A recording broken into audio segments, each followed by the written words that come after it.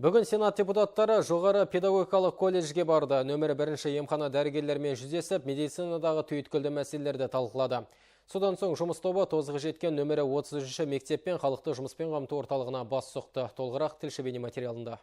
Өңірде кәсіптік техникалық білім беретін 36 оқу орны бар. Бұл байырғы білім ошағының педагог кадр даярлауда орны ерек. Колледж оқытушылары еліміз бойынша алғашқылардың бірі болып, Назарбаев зияткерлік мектебі және Кембридж университетінің білікті мамандарымен бірлесіп жаңартылған бағдарлама әзірлеуде. Қанатқақты жоба ретінде студенттер қыркүйек айынан бастап оқытыла бастайды. Кездесуде жастар халық қалаулыларда Алаш арыстары өлкенің қасиетті жерлері мен ақын жазушылары туралы әзірлеген тың жобаларын таныстырды.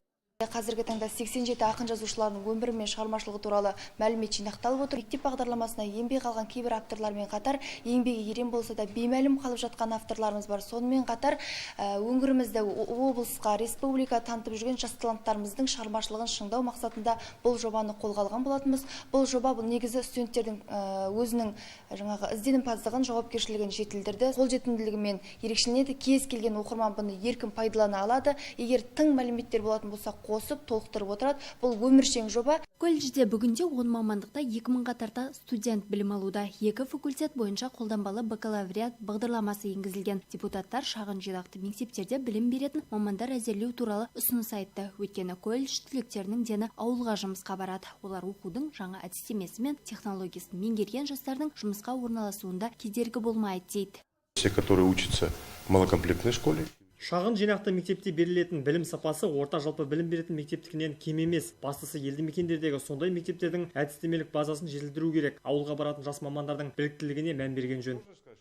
Педагогтардың пікірінше талапкерлердің мамандықты дұрыс таңдауы маңызды. Қазір мұғалімдікке мектепті орта деңгейде бітіргендер келуде. Бұл олқылықтың алдын алу үшін оқытушылар аудан мектептерінде кәсіптік бағдар беру мақсатында педагогикалық класс ашуда. Білім ұясының материалдық техникалық базасын нығайтуда көзделіп отыр. Колледжде сондай-ақ студенттерге қызмет көрсету орталығы ашылған. Кейін Сенат депутаттары 70 мың адамға қызмет көрсететін нөмірі 1-ші емхана дәрігерлермен кездесті. Мұнда есептік құжат, дәрігер қабылдауына жазылу, денсаулық төлқұжаты түгел дерлік цифрландырылған. Нәтижесінде үнемделген 11 миллион теңгеге медициналық құрал жабдықтар сатып алынған. Саладағы ең өткір мәселенің бірі кадр жетіспеушілігі. Презентацию нашей поликлиники приглашаем к себе на работу. Ол үшін көрші облыстардағы жәрмеңкелерге қатысамыз. Мәселен, былтыр 5 жас маман келсе, биыл жоғарғы оқу орнының тағы 6 түлегін шақырдық. Тамыз айында жұмысқа кіріседі. Кадр тапшылығы мәселесін шешудегі тағы бір жолын қолға алдық. Яғни жалпы тәжірибелік дәрігерді қосымша кардиолог, эндокринолог не ультрадыбыстық зерттеу жүргізуге оқытамыз. Емхана Адис ақпараттық жүйесіне қосылған. Бұл науқасқа шұғыл көмек көрсетуге мүмкіндік береді. Диспетчерлер 2 ауысымда жұмыс істейді. Барлық шақыртулар автоматты түрде компьютерге енгізіледі. Электронный вариант түрінде. Бумажный вариант. Сосын деген вызовты телефонмен немесе рациямен бригадаға береміз. Мынау арқылы карта шығады, принтер арқылы.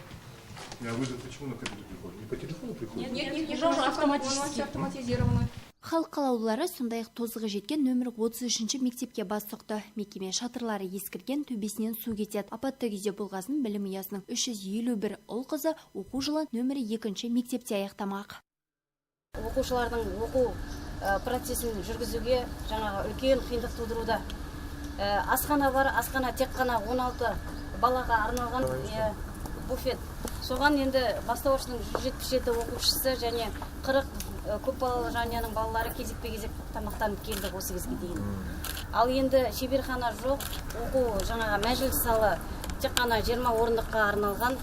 Жаңа ғана айттым, кабинет жүйелері сақталмаған. Қазіргі заманауи жаңағы қоғамда балаларымыз тәрбиелеуге жаңағы мектептің жағдайы келіңкіремейді. Сондықтан жаңа сіздерден қолдау күтеміз.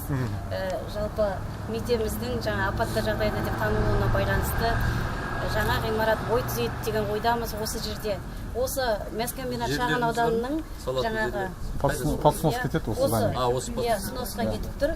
300 оқушыға арналған жаңа оқу ордасының құрылысы 2 айдан соң басталады. Білім беру мекемесін келер оқу жылында пайдалануға беру жоспарланып отыр. Жоба құны 1 миллиард 300 миллион теңге. Кейін депутаттар халықты жұмыспен қамту орталығы мамандарымен тілдесті. Гүлден Аюпова, Рүстем Ишанов, Айдос Кесимов, Ақжайық арнасы.